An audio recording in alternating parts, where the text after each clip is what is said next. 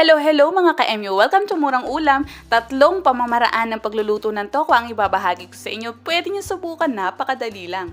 Iprito muna natin ang tokwa. I-drain ang canned tuna. Tapos magcha-chop tayo ng mga gulay. Isang carrot, isang sibuyas, yung na-drain nating canned tuna, i-chop din ang dahon ng sibuyas. Ngayon, yung naprito natin tokwa, tanggalan natin ito ng cover sa ibabaw. Pero ingat lang na hindi mabutas yung nasa ilalim at i-scrape natin para makuha natin ang laman. Siyempre, i-chop din natin ito. At isama natin sa mixture.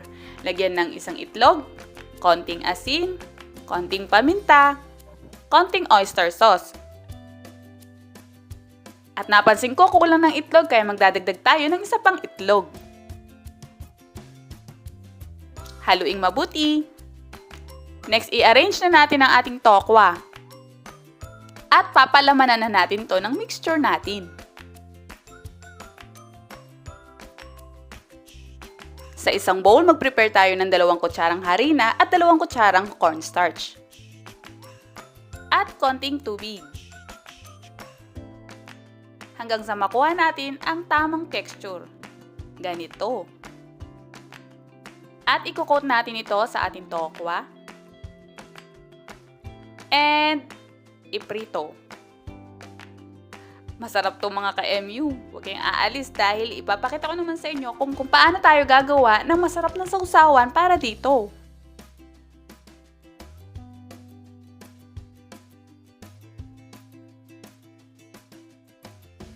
Sa isang bowl, mag-prepare ng toyo, suka, sibuyas, dahon ng sibuyas, kalamansi, sili, optional, asukal. Haluing mabuti, promise napakasarap ng sausawan na ito. Tamang-tama sa ating stuffed tofu.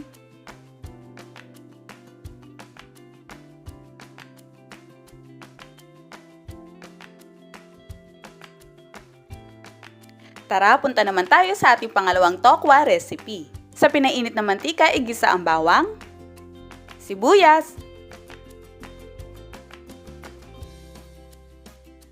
kamatis, timplahan ng konting asin,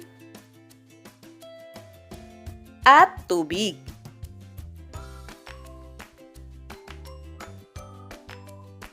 Takpan natin to hanggang kumulo. After 2 minutes, ilagay ang carrots, tokwa o tofu, squid balls or chicken balls, depende kung anong meron kayo, o kung wala, no problem, patis, paminta. I-simmer natin to for 1 minute only.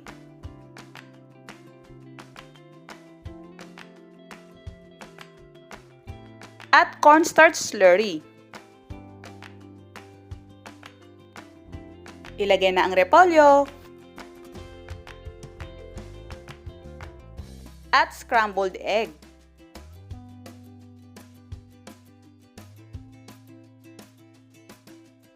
Lagyan din natin ito ng dahon ng malunggay para mas masustansya. Dahon ng sibuyas, optional.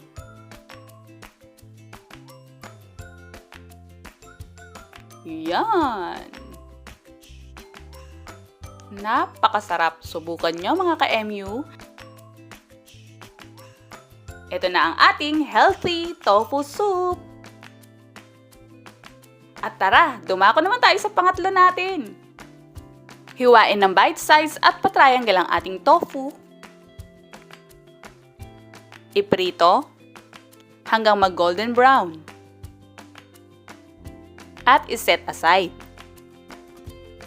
Ngayon sa isang bowl, i-combine ang tubig, toyo, oyster sauce, brown sugar, paminta. Haluing mabuti at gagamitin natin to mamaya. Sa pinagprituhan natin ng tokwa kanina, tanggalin natin ang excess oil. I-pan fry ang bell pepper at white onion. Kung mapapansin nyo po, nakatriangle din ang ating mga gulay para naman magandang tingnan. Set aside din to. Igisa na natin ang bawang, sibuyas, at ang soy sauce mixture natin kanina.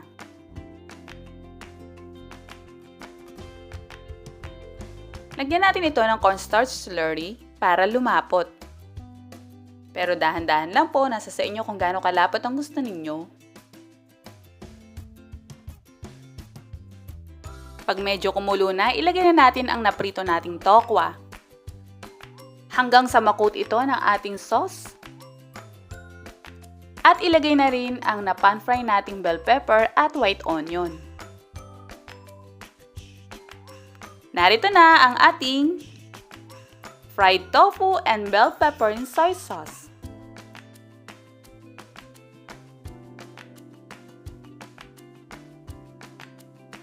Please don't forget to follow Murang Ulam sa ating mga social media accounts. Meron tayong YouTube, Instagram, Facebook page at Facebook group.